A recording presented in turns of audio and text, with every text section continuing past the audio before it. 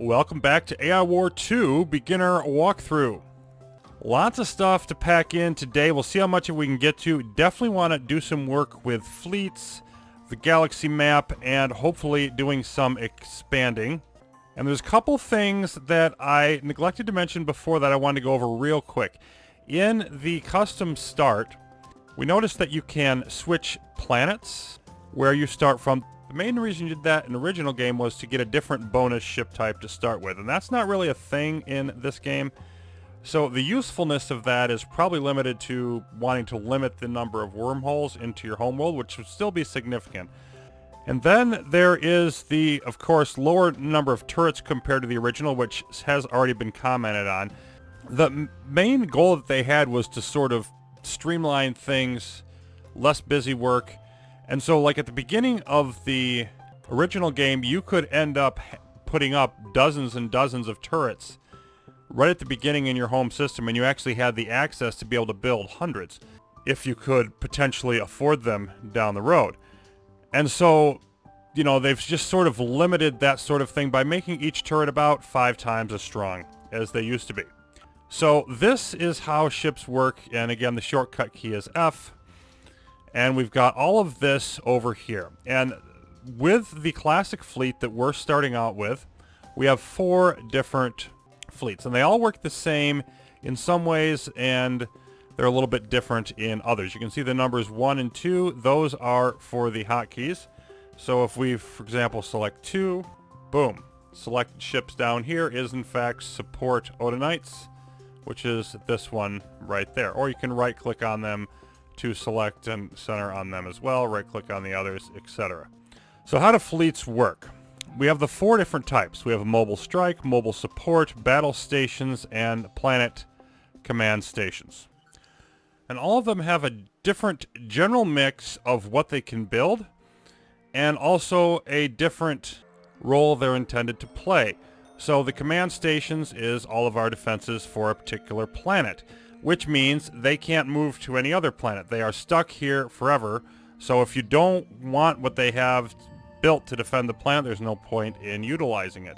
And if we just mouse over each one, we've got our tooltips. There's tooltips for everything. You can see we've got turrets, engineers, tractors, arrays, force field generators, etc. We've built everything but the matter converters. We did that last time. Okay, so battle stations, they have generally a little bit more limited complement than the command stations, but the difference is they can move and build their things on other planets. So they've got more turrets and tractor arrays. And this, by the way, is why we had the 2 different sets last time. If you remember, we went to build, and then we have the Jorviad Guard and Planet Murdoch. That's the particular fleet that they belong to. And then we had to build some tractor arrays and then switch to this and build those tractor arrays. So if we wanted, the Jorviad Guard battle station could move to another planet and build those things somewhere else, but it would have to take down the ones that are here before it could build more. Then we have the support Odinites, the mobile support. And these are, as they say, it's a support type of ship. It's meant to support an attack or defense, not to do that primarily on its own as the main force. So we have, if we just go ahead and collect on them, and this is a combat factory. It says it automatically replaces nearby fleet losses, repairs nearby units, has some basic combat drones. Okay, if you're going to attack somewhere further away, they don't have to return to your territory to replace their ships, because this can do it on site. And then they also add some combat capability. So the combat engineers, a combat sentry frigate, that's this thing up here, revealing cloaked enemies. And then we've also got some V-wing drones and some fusion bomber drones. And then our main offensive type of fleet is going to be the mobile strike Capati. And most of these can be renamed. The command station one can't, but the rest can. So if anybody has any particularly inventive, not perverse, just inventive names you want me to use, let me know.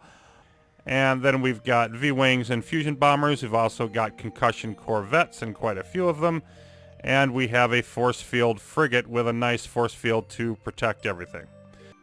Now, all of these center around one particular unit. Centerpiece, flagship, whatever you want to call it. The planetary command station obviously centers around our command station. The battle station around a battle station. Mobile support around the combat factory, and the mobile strike around this transport flagship. And for the ones that can move from system to system, that centerpiece of the fleet performs multiple functions. It can transport them around. It's useful for hacking. It can be used to build a new command station on another planet, meaning it's not going to destroy the enemy on its own. And also, those cannot be destroyed, which is an interesting design decision. I think I understand why they did it. Not sure if I'm a fan of it or not, but if they get down to 10%, they're crippled, and they lose a lot of their functionality. Now, in terms of them replenishing their ships, that happens automatically from a factory, and we've seen that in the previous session where this thing was just whirring away. So we actually got two factories right now, this one and the combat factory for the Odinites fleet. Those can function from up to one jump away, one adjacent system. In other words, if we were in any of these neighboring systems, we could still get more ships replaced. If it's more than one jump away, that doesn't work, which again is part of the value of the support fleet. And they will automatically be rebuilt unless you specifically tell them not to.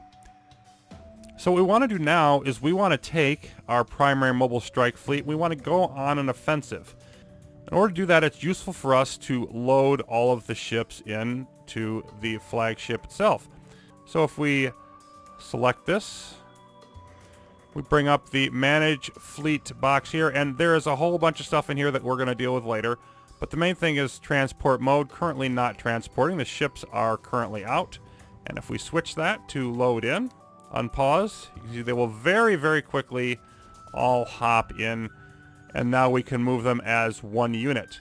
And they'll also move much faster that way. So almost always a good idea if you're moving somewhere, particularly a long distance, load them up like this and get them to the destination more quickly. Now you may be wondering, well, you know, how do you decide what kind of ships are in a fleet? The ones that start off just start off as what they are. We didn't make any decisions on that. It's another difference from the first game where you would simply choose what ships to build and move them around in a blob or move them around in transports. But here things work a lot differently. Each fleet can support a certain number. It's usually 6 what are called ship lines. So this one in particular has the V-Wings, Fusion Bombers, Concussion Corvettes, and Force Field Frigate. So that's 4 ship lines. And then if you want more than that, then you have to put them in a different fleet. But the way in which you acquire new ships is much different. And in order to see that, we've got to venture beyond Murdoch. Now, purely for the purpose of getting us into action right away, I'm going to do something that would absolutely never fly on a higher difficulty. I'm not recommending this. You do not want to indiscriminately attack in AI war. But I'm actually going to do that in this case. And the reason I basically can get away with it is because of how low the difficulty is, and also because I'm eventually going to want to take all 3 of the neighboring systems. The reason for that is defense in depth. I'm just going to slide you over here. Right-click to move anywhere in the system. But if we were to have problems in one of the neighboring systems and they came under attack, then we at least have a fallback point, as opposed to if we don't have those outlying systems, they can simply come in here and you lose the battle, you lose the station, it is over. So if you right-click, this does not seem to be highlighting anything. So if we right-click right there, it's just going to move on top of it. Now, if we control right-click, you can see that highlights, do that, it goes through, control left-click, moves your view through. And here we are. Let's take a look around a bit, but the reason why it works that way is it keeps you from accidentally going through the wormhole. You have to hit control to tell the game you actually want to go through. Now let's see what we have around here in Thaf. 8 pike guard posts, a focused gravity generator, a concussion guardian, concussion turret, warp gate, and that's what they use to warp in waves to attack your planets. And a distribution node. Okay, so the ones that we're really going to be concerned, they have concussion turrets, we have concussion turrets, so we're familiar with those. Concussion Guardian, that's a mobile ship. The Guardians are a fairly powerful type of ship, and they move around with concussion missiles. They've got a gravity generator that's going to slow us down, and then a bunch of these Pike guard posts. They're long range. On AI planets, guard posts is what they primarily use as a basic defensive force. They're these things right here. They're basically large emplacements that shoot at you and do a pretty good amount of damage. So we're going to want to just attack those, and we're not going to use any particularly advanced tactics here or anything like that. We're just going to get into the combat. So if we select our flagship and simply hit U for unload, get things moving. Just going to ban select everything, and of course, again, you right click to move. You can also right click to attack. And we don't want to get any closer than we have to these guard posts. Matter of fact, we're probably closer we'd like to be. Let's look at one of these over here while we're fighting. You can see the ×5 there. That means there's a few ships inside of it. You get too close to the guard posts, those ships will come out and fight at you, along with multiple guard posts shooting at you. So we're shooting in various directions here, and let's focus. We're going to focus on taking down one guard post at a time. And we could try to do the group move. We could just putting them in pursuit mode is a really bad idea, because just go off and attack random stuff all over the system. That's bad for attacking. You want to do more focused attacks. Attack move is probably a good idea, because what that'll do is, like, say if I just click here, they will move in that direction and they will try to attack. And you can see that they're taking out these targets. They're staying just within range. There we go. And now there's nothing else for them to shoot at before they get there, so now they're moving forward. So attack move is often a good thing to use. There's another guard post. You can see what they've got here. These got small ships. These are raiders, raptors, various things.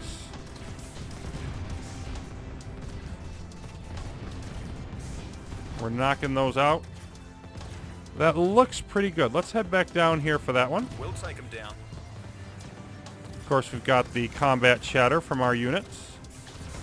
You can also notice, if you're watching, new units popping out of here, because the new ships are getting replenished by our factory, even though it's not on the planet. The factory back on Murdoch, and there goes the Guardian. See, it's floating around, shooting from long range at us. See, this is shooting at us all the way from over there. And if you want to know how far away they are, hit Z. That's the ranges for all of our stuff. Hover over them to see the range. They can barely reach us. So I like to hover over them to see. And you can use that to look for, okay, where do I need to go to shoot at them and be out of range? So let's just head straight for this. Corvettes are ready. And every once in a while you want to regroup, because the new ships that come out, We'll get every last I didn't have selected.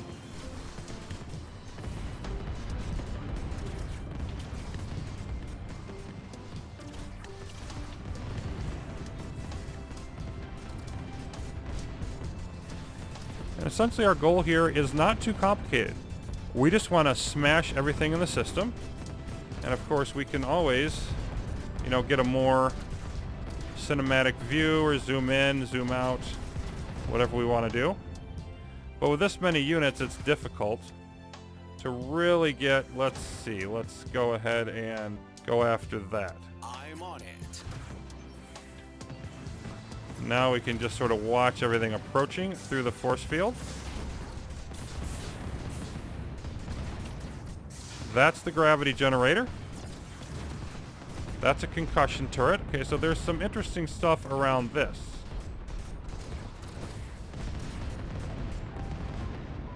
We've got our group here of V-Wings and fusion bombers.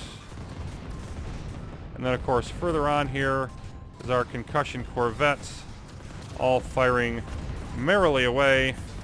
gravity generator. Doesn't seem to be anything else over here. Okay, one more guard post. For success.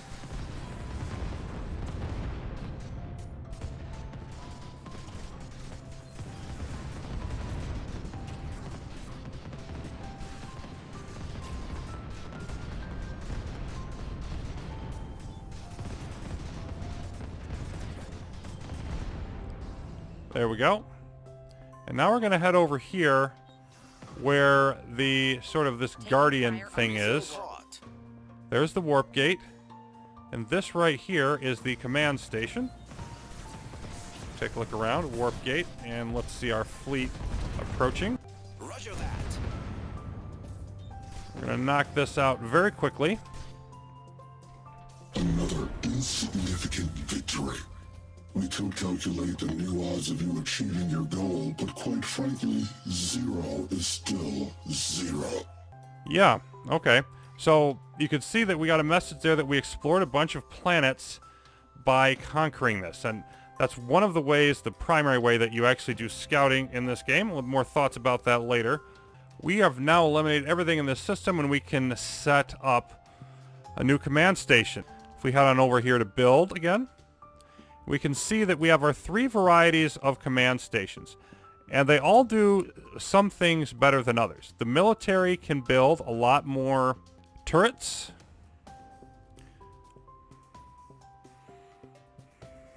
It's more fortified, etc. It's not as good energy-wise. It generates hardly any energy. But the double turret allocation is excellent. And then we have logistics. Standard amount of turrets. It's sort of an in-between stuff, and it also gives us sensor vision onto nearby planets. Economic command station is the best for the economy, the most energy, the most metal, but also less turrets. So we're going to go in the middle, and I definitely recommend starting off with a logistical command station when you're first learning, and the other ones seem to be more specialized in where they're useful. You want the economics to be far away from the front line, the military to be like choke point border worlds that you expect come under heavy attack, more or less. Now any attack from here is pretty much going to come from Vibo. We can see that because that's basically the only wormhole, and it's a little difficult to see on this one, but there's this asteroid belt ring here, and that's the limit of where you can build. So essentially, it's probably a good idea to build opposite the system from Vibo. Move all the way down there. Won't let us move any further. And then we'll go ahead and plant that in place and have that build up.